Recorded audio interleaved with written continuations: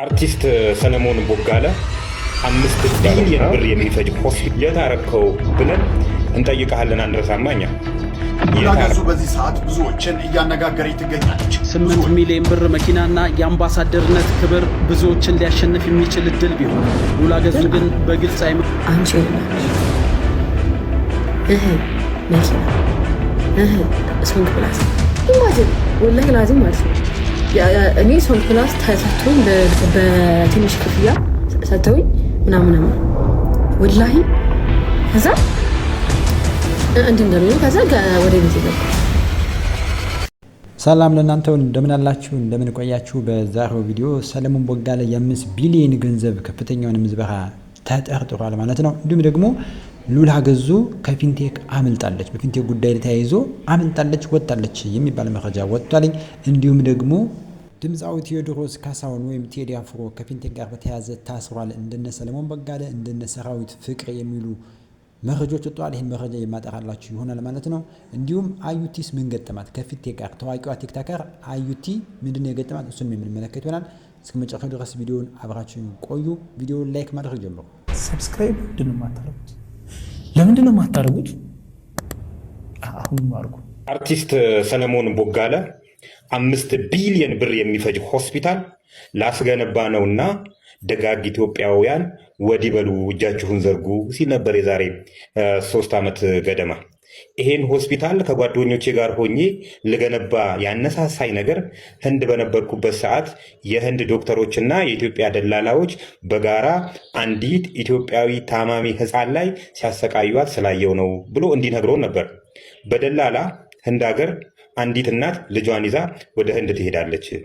ህንድ ከደረሰች በኋላ ደላላው ከዚህ ዶክተሩን ልጁን ኦፕሬሽን እንዳታረገው ሂሳብ ስላልተከፈለ እያለ ሲያሰቃያት የልጁ ሆድ እያበጠ ሲመጣ በማየቴ ምክንያት ሀገሬ ላይ 5 ቢሊዮን ብር የሚያወጣ ሆስፒታል ለመገንባት አቅጃለሁና ደጋግ ኢትዮጵያውያን እጃችሁን ዘጉ ብሎ በኢትዮጵያ ንግድ ባንክና በአቢሲኒያ ባንክ ገንዘብ ሲላክለት ነበር። ከዚህ በተጨማሪ ሆላንድ ሀገር ያለው ፊሊፕስ የተባለው ኩባንያ ግማሹን ከቻልክ ግማሹን ደግሞ እኛ ችለን ሆስፒታሉን እናስገነባዋለን፣ ሆስፒታሉ ሲያልቅ ደግሞ ሁሉንም የሆስፒታሉ እቃዎች በፊሊፕስ ማቴሪያሎች እንሞላለሃለን ብለውኛል እያለ ሲያለቅ ሲያነባ ኢትዮጵያውያንም እጃቸውን ሲዘረጉ ነበር። ከዚህ በተጨማሪ በቴሌ አጭር ስልክ ቁጥርም ብር እንዲላክ እያመቻቸው ነው ሲል ነበር ሰይፉ ፋንታሁን ላይ ቀርቦ እና ይኸው 3 ዓመት ሆነው። ቄሱም ዝም ምኑም ዝም ነው የሚባለው። የታረከው ብለን እንጠይቃለን። አንረሳማኛ የታረከው ስንት ብርስ ተለቀመ? ለምንስ ተቋረጠ? ለምንስ ለቀምክና አቋረጥከው ማለት እንፈልጋለን እንደዚህ ጋር። ሌላኛው የወሎ ተርሸሪ ሆስፒታል ነው። ወሎ ተርሸሪ ሆስፒታልም እንደዚሁ እናስገነባላችኋለን ተብሎ በሎተሪ ሲለቀም ከርሞ የሎተሪ ብሩ የት እንደገባ አይታወቅም ብሎ ነበረ የፌዴራል ኦዲት አንድ ጊዜ። እና እሱን ነገር የታደረሳችሁት በእርግጥ ከግለሰቦች ላይ ተነጥቆ ወደ ወሎ ሆስፒታል እንደተሰጠ ሰምተናል። እና የት ደረሰ የወሎ ሆስፒታል? ያ ሁሉ የተወራለት ያ ሁሉ ገንዘብ የተለቀመለት ከሰራተኞች ከሎተሪ ከተለያዩ ገቢዎች ብር ሲለቀም ነበር። እና እሱንም አልረሳነውም። ያጠፋችሁ የሎተሪ ብርን የሰረቃችሁ ሰዎችስ ዝም ተባላችሁ? ህግ የለም በሀገሩ። በቃ የሰረቀ ሰው ዝም ነው የሚባለው ወይ? የሰለሞን ቦጋለ ጉዳይ እንግዲህ የፊንቴክ ብቻ ሳይሆን እንደምትመለከቱት እንደሰማችሁትም የሆስፒታል አስገነባለሁ የሚል ከፍተኛ የሆነ በቢሊዮን የሚቆጠር ገንዘብ ተሰብስቧል። የት ደረሰ የሚሉ ጥያቄዎች እየበረከቱ ይገኛሉ። የምትመለከቱ ቪዲዮ እንግዲህ በሺዎች የሚቆጠሩ የፊንቴክ ተበዳዮች ናቸው በፌዴራል ፖሊስ በር ላይ ቆመው ድምፃቸውን ሲያሰሙ በደላቸውን ሲናገሩ የነበሩት ማለት ነው። ብራንድ አምባሳደር ስንሆን 8 ሰዎች ነው የተደረገ ነው። 2 ሴቶች ነበሩ። እነሱ ፈርስትሬት አድርገው ነው ቀድሞ የወጡት። በተለይ ሉላገዙ እና ፀሐይወት አበበ። አሁን ግን ብራንድ አምባሳደር የሆኑት አርቲስት ሰራዊት ፍቅሬ፣ አርቲስት ታደለ ሮባ፣ አርቲስት ሰለሞን ቦጋለ፣ አርቲስት ይገረም ደጀኔ፣ አስቴር፣ መንሱር ጀማል፣ ወንድም ካሊድ እንዲሁም ደግሞ እኔም አለሁበት። ሉላገዙ በዚህ ሰዓት ብዙዎችን እያነጋገረ ትገኛለች። ብዙዎችን በማህበራዊ ሚዲያ ላይ አድናቆትን እየቸሯት ይገኛሉ። ታዋቂነት በኃላፊነት ካልተያዘ አደጋ አለው። ሉላ ግን ስሟንና ክብሯን ከጊዜያዊ ጥቅም በላይ አስቀድማለች ሲሉም እየጻፉ ይገኛሉ። ሴቶች አርቀው ያስባሉ የሚለው አባባል በተግባር ሲተረጎም በሉላገዙ ታይቷል። ከአንድ ዓመት ከአንድ ወር በፊት ብዙዎች ለጥቅም ሲሉ የሚጋፉበትን የ8 ሚሊዮን ብር መኪናና የአምባሳደርነት ክብር አይሆንም በማለት በገዛ ፍቃዷ ውል ያቋረጠችው ሉላ ዛሬ የብዙዎችን አድናቆት እያተረፈች ትገኛለች። በየካቲት 2017 ዓ.ም ሉላ ገዙ ከፊንቴክ ኢንቨስትመንት ጋር የነበራትን ድርድር በራሷ ውሳኔ ማቋረጧን ስታሳውቅ ምክንያቱ ምን እንደሆነ በወቅቱ ግልጽ አልነበረም ነበር። ሆኖም ግን ዛሬ ድርጅቱ በፈጸሙ የወንጀል ተግባር የተጠረጠሩ ስማቸው የተነሳውና በቁጥጥር ስር የዋሉት ታዋቂ አርቲስቶች ሁኔታ ሲታይ የሉላ ውሳኔ የጥቅም ሳይሆን የመገንዘብና የጥንቃቄ ውጤት እንደነበረም ብዙዎች ተረጋግጧል ሲሉ ሀሳባቸውን እየገለጹ ይገኛሉ። ይህንን የሉላ ውሳኔ እንዴት አያችሁት? ሀሳባችሁን ኮመንት ላይ አስፍሩልኝ። ተወዳጇ የኢቢኤስ ጋዜጠኛ ሉላ ገዙ እንግዲህ በዚህ መልክ ከፊንቴክ አምልጣለች ማለት ነው። በጥቂት እንግዲህ በማስተዋል በእርጋታ ሆና ነገሮችን አመዛዝና በማየት ከፊንቴክ ጉድ አምልጣለች ማለት ነው። ታላላቆቹ አርቲስቶች፣ የማስታወቂያ ባለሙያዎች እንግዲህ ተበልተዋል ማለት ይቻላል። ነገር ግን ይህች ተወዳጇ ጋዜጠኛ ሉላ ገዙ ግን በማስተዋል ሄዳ ነገሮችን ውድቅ አድርጋ አምባሳደርነቱን አልፈልግም ብላ ውል አቋርጣ ከዚህ መከራ አምልጣለች ማለት ነው። ብዙዎች እያደነቋት ይገኛሉ። የእናንተ ሀሳብ ምን ይመስላል? አስተያየታችሁን ተው። 8 ሚሊዮን ብር መኪናና የአምባሳደርነት ክብር ብዙዎችን ሊያሸንፍ የሚችል እድል ቢሆንም ሉላ ገዙ ግን በግልጽ አይምሮ አይሆንም ብላ ትተዋለች ተብሏል። በዚያን ጊዜ ውሳኔዋን ብዙዎች ያልተረዱት ቢሆንም ዛሬ ግን የጥንቃቄና የራስን ክብር መጠበቅ እንደነበረ ግልጽ ሆኖ ታይቷል። ስምና ክብር ከጊዜያዊ ጥቅም በላይ መሆናቸውን በተግባር አሳይታለች ተብሏል። በተቃራኒው ግን ከዚህ ጉዳይ ጋር ተያይዞ የተጠረጠሩ አርቲስቶች ትናንትና ፍርድ ቤት መቅረባቸው የሚታወስ ነው። ታዲያ ይቺ ታዋቂ ጋዜጠኛም ይህ በቀረበበት ሰዓት ላይ በራሷ ሶሻል ሚዲያ ላይ ይህንን ጽፋ ነበር። ውድ ወዳጆቼ ከፊንቴክ ኢንቨስትመንት ፒኤልሲ ጋር BYD የኤሌክትሪክ መኪናዎችን ለማስተዋወቅ የብራንድ አምባሳደር ሆኜ ለመስራት ሂደቱ ተጀምሮ የነበረ ቢሆንም ከየካቲት 26 2017 ዓ.ም ጀምሮ በራሴ የግል ውሳኔ አብሮ የመስራት ስምምነቱን ሙሉ በሙሉ የተቋረጠ መሆኑን አስታውቃለሁ። ስለዚህም ከፊንቴክ ጋር ምንም አይነት ሥራ ያልሰራው መሆኔንና ወደፊትም የድርጅቱን መኪናዎችም ሆነ ሌሎች ምርትና አገልግሎቶችን የማስተዋወቅ የመደገፍም ሆነ የመወከል ኃላፊነት የሌለኝ መሆኑን በአክብሮት እገልጻለሁ ብላ ጽፋለች። ፊንቴክ ኢንቨስትመንት ፒኤልሲ አብሮኝ ለመስራት ላሳየው ፍላጎት እያመሰገንኩኝ መልካሙን ሁሉ እመኛለሁ። ከዚህ በኋላ በBYD መኪኖች ላይ ላላችሁ ማንኛውም ጥያቄዎች በቀጥታ ድርጅቱን ማነጋገር የምትችሉ መሆኑን አሳውቃለሁ። ከታላቅ አክብሮትና ምስጋና ጋር ሉላ ገዙ ስትል ጽፋለች። በተቃራኒው ግን ከዚህ ጉዳይ ጋር ተያይዘው የተጠረጠሩ አርቲስቶች ትናንትና ፍርድ ቤት መቅረባቸው የሚታወስ ነው። ይህም ታዋቂነት ከኃላፊነት ተለይቶ ሲጠቅም ያለውን አደጋ ያሳያል። ሕዝብን ማሳሳት በጊዜያዊ ጥቅም ሊመስል ቢችልም መጨረሻው ግን ክስ፣ እስርና የሕዝብ እምነት ማጣት ሆኗል። የሉላ አይሆንም ዛሬ ለሌሎች አርቲስቶች ትልቅ ትምህርት ሆኗል። ክብር ከሀብት በላይ መሆኑንም ያሳየ ተብሎለታል። የሴትን ብልሃት የጉንዳንን ጉልበት ይስጥህ ማለት ይሄን ይመስላል። እንግዲህ ሴቶች በጣም አስተዋዮች ናቸው፣ ብልሆች ናቸው። ተወዳጇ ጋዜጠኛ ሉላ ገዙ እንግዲህ በማስተዋል ነገሮችን በጥንቃቄ ከተመለከተች በኋላ ውል አቋርጣለች ማለት ነው። ከፊንቴክ ጋር ምንም አይነት ግንኙነት እንዳይኖራት ታደርጋለች። በዚህም አምልጣለች። ከተቃጣው ጥቃት ወይም ደግሞ ከእስርና ሊደርስ ከሚችለው ውርደት ራሷን ማዳን ችላለች። ከዚህ ሁኔታ ከፊንቴክ አመልጣለች። ሉላ ገዙ ብቻ አይደለም እንግዲህ ሴቶች በጣም ማስተዋይነታቸውን የሚታየው አስተዋይ መሆናቸው ብልህ መሆናቸው የሚታየው በሉላ ብቻ ሳይሆን ታዋቂዋ ቲክታከርም አዩቲም እንዲህ ያለ ጉዳይ ገጥሟት ነበር። እርሷም አመልጣለች። ደውሎ ጠሩኝና ከሴት ብራንድ አምባሳደር አንቺን እናርክሽ መኪና ሶንግ ፕላስ ኢማጂን ወላሂ ላዚም ማለት ነው። እኔ ሶንግ ፕላስ ተሰጥቶኝ በትንሽ ክፍያ ሰጥተውኝ ምናምን ወላሂ ከዛ እንትን እንዳልሆነ ከዛ ወደ ቤት የገባው ከዛ ደውለው ድጋሚ ዩቲ ምናምን ውሰጂዋ መኪናው ወላሂ ውሰጂዋ መኪናው ምናምን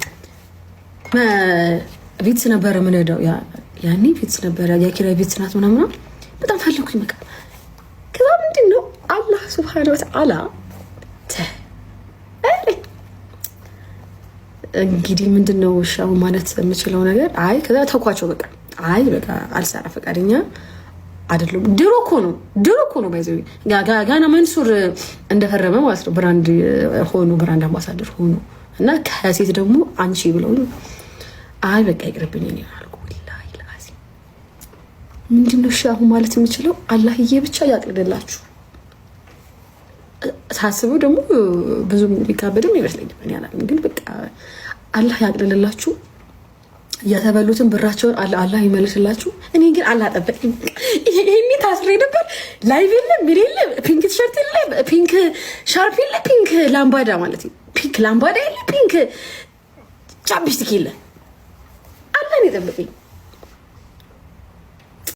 በተፈጥሮ እንግዲህ የሴቶች አእምሮ ንቃተ ህሊናው ከፍ ያለ መሆኑን አእምሯቸው 2-3 ቦታ ሂዶ ማሰብ የሚችል መሆኑን ያሳዩ እነዚህ ሁለት ድንቅ ታዋቂ ሴቶች ሆኗል ማለት ነው። እጅግ በጣም በድንቅ ሁኔታ አመዛዝነው ነገሩን ሂደቱን አይተው አጤነው ለተደጋጋሚ በተረጋጋ ሁኔታ ገንዘቡ ሳያማልላቸው የሚመጣው ክብርና ጸጋ ሳያስጎመጃቸው ሂደቱን በጥንቃቄ አስተውለው የወሰኑት ውሳኔ ከእንዲህ ያለው ጉድ እንዲያመልጡ አድርጓቸዋል ማለት ነው። እውነትም ሴቶች ይችላሉ ማለት አሁን ይመስላል።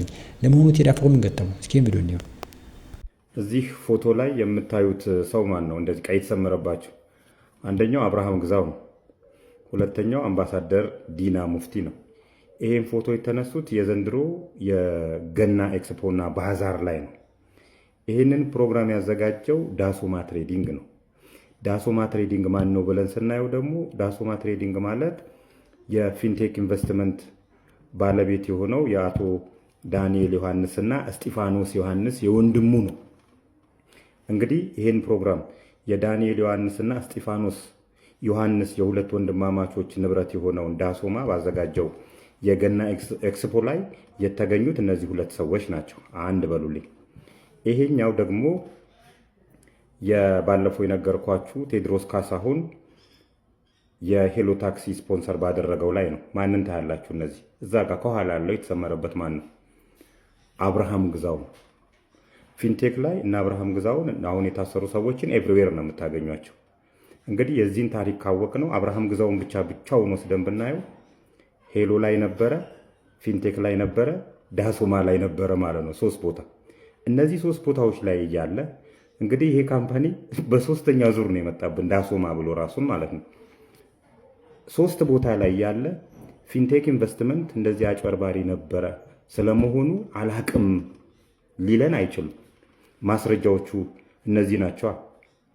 በእርግጥ አሁን የቴዎድሮስ ካሳሁን ስካይላይት ሆቴል እንኳን ደህና መጣህ አቀባበል የተደረገለት ቴዎድሮስ ካሳሁን ምንም አያውቅም።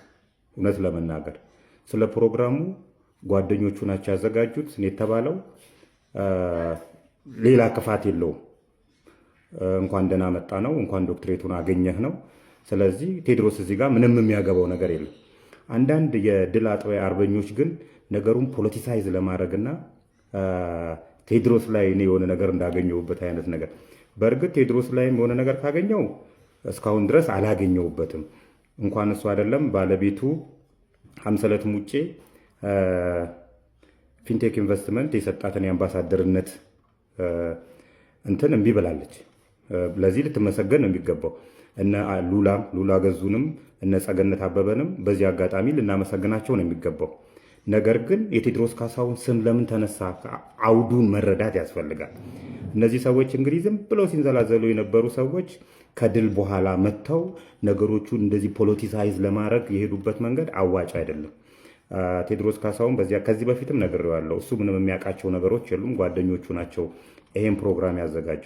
ዋናው ነገር ምንድነው? እሱ እነዚህ አርቲስቶችና ቲክቶከሮች ፊንቴክ ኢንቨስትመንትን አላቀውም ነበር፣ እንደዚህ አይነት ድርጅት መሆኑን አላቀውም ነበር የሚለው ነገር በማስረጃ እንዳረጋገጥላችሁ ከ1 2 3 ጊዜ ያቁታል ለማለት ነው የአውዱ ማጠንጠኛ የሚሆነው።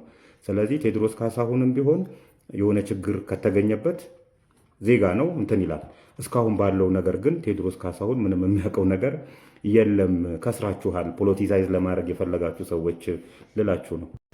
ይህ እጅግ አስደናቂ ግለሰብ አዊንታ በርሲሳ የተባለ ግለሰብ ያላወጣው መረጃ ያላሳየው ጉድ የለም ማለት ነው። ብዙዎችን መረጃ አጋልጧል። በተለይ በገንዘብ ዙሪያ ንክክ ያላቸውና ኦዲት ያልተደረገ የህዝቡን ሀብት ገንዘብ የመዘበሩ ሰብስበውም ለተሰበሰበለት ዓላማ ለታቀደለት ለተለመነበት ዓላማ ገንዘቡን ያለዋሉ ሰዎችን እንግዲህ ከገቡበት ገብቶ እየታገላቸው ይገኛል ማለት ነው። እጅግ በጣም ድንቅ የሆኑ ሚስጥሮችና አስደንጋጭ ነገሮች እየወጣ የሚገኝ ባይሰሞን መነጋገሪያ የሆነና ታዋቂ መሆን የቻለ ሰው ነው ማለት ነው።